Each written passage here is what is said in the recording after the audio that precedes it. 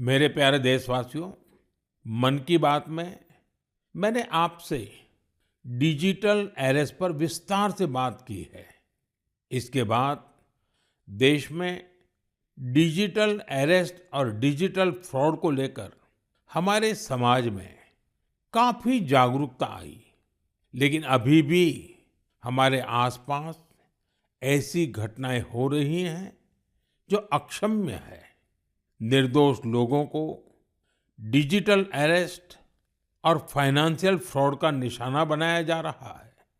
कई बार पता चलता है कि किसी सीनियर सिटीजन की जीवन भर की कमाई ठग ली गई। कभी किसी उन पैसों की ठगी हो जाती है जो उसने बच्चों की फीस जमा करने के लिए बचाए थे। कारोबारियों से धोखाधड़ी की खबरें भी हमें देखने को मिलती हैं। कोई फोन करता है और कहता है, मैं एक बड़ा अधिकारी हूं, आपको कुछ डिटेल्स शेयर करनी होगी। इसके बाद भोले भाले लोग ऐसा ही कर बैठते हैं। इसलिए आपका सतर्क रहना, जागरूक रहना बेहद जरूरी है। साथियों, आप सभी केवाईसी नो योर कस्टमर यानी अपने ग्राहक को जाने, इस प्रोसेस को तो जानते ही होंगे। कभी कभी जब आपको आपसे बैंक से केवाईसी अपडेट या री केवाईसी करवाने के मैसेज आते हैं तो मन में सवाल उठता है, मैंने तो पहले ही केवाईसी करवा रखी है, तो ये फिर क्यों? मेरा आपसे आग्रह है, झुंझलाइए नहीं। ये आपके पैसे की सुरक्षा के लिए ही है। हम सभी जानते हैं कि आजकल पेंशन, सब्सिडी, बीमा, यूपीआई सब कुछ बैंक खाते से जुड़ा है।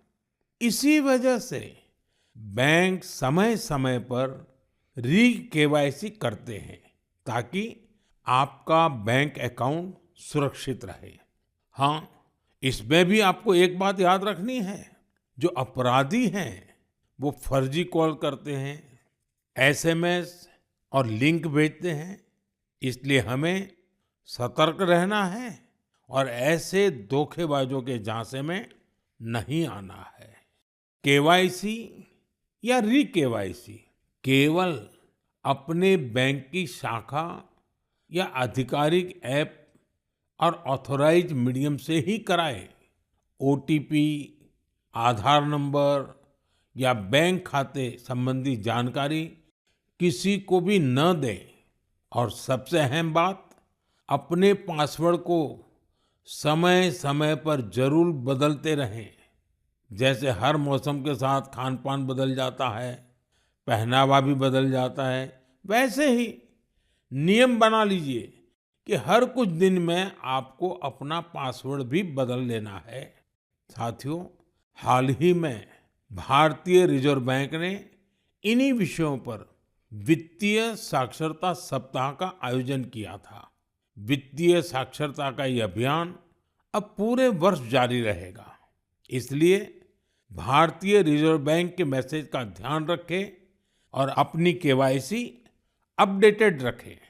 याद रखिए, सही केवाईसी, समय पर री केवाईसी, करे खाता सुरक्षित, बने सशक्त नागरिक। क्योंकि सशक्त नागरिकों से ही बनता है मजबूत और आत्मनिर्भर भारत।